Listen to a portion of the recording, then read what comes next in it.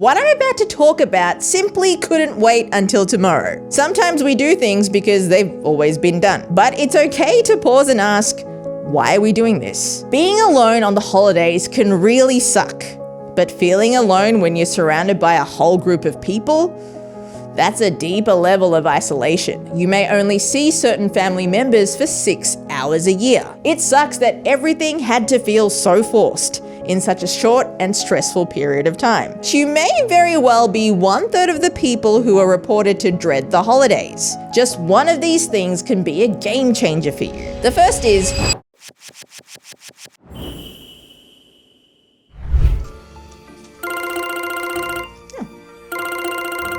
Hey Justin, what's happening? Hey Ginni, happy holidays. Happy holidays, my friend. What are you doing? Nothing much. Just, listen, I know it's the 24th, and I hate to bother you, but tomorrow my whole family's gonna be coming over. Cousins, uncles, aunts, everyone. And we're gonna be having dinner together, and it's gonna be nice, but, well, you know, it's a stressful time. Some of us don't exactly get along, and it gets to a point where I just keep eating and get the meat sweats. Yeah, Justin, the meat sweats aren't a good thing. Would you be able to put out an episode today so that we can listen to, so we're ready for tomorrow? I think I can, Justin. All right, leave it with me. I got you. I'll get recording. Happy holidays, my friends. So you may have noticed that we've dropped an episode just a day earlier this week. Well, that's because what I'm about to talk about simply couldn't wait until tomorrow. This episode is about how to manage your mother-in-law this holiday season. We all know what tomorrow is, and putting this episode out right on tomorrow would have been far too late, right? I see you nodding over there, Peter. Now, you may not have a mother-in-law, but you may very well be 1/3 of the people who are reported to dread the holidays due to family issues, pressure to maintain a certain image, or conversations around sensitive topics. The holidays can cause intense anxiety, disconnection, and isolation. So when you hear this being the most wonderful time of year, your response probably is, "Stop lying to me, Mr. Bublé."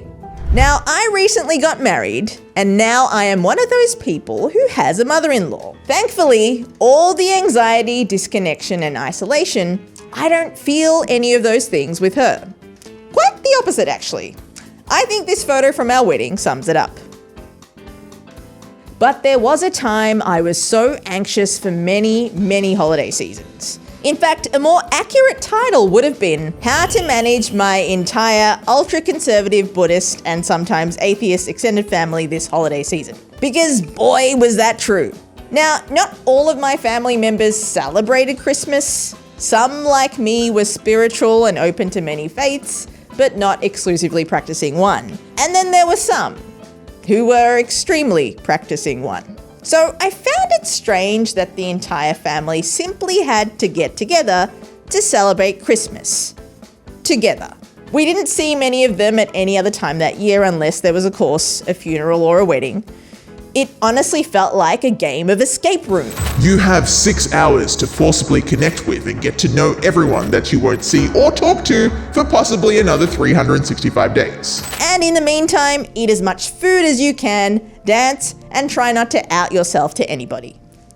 It sucks that everything had to feel so forced in such a short and stressful period of time. So I thought I'd share 5 helpful hacks I found to manage your insert whoever gives you that feeling this holiday season. The first is, give yourself an exit time. I'd always be one of the first to leave because 6 hours was my max. You've said all you've had to say, caught up with whoever you've needed to, and heard your share of stories. The second, don't let 6 hours ruin the other 8,754.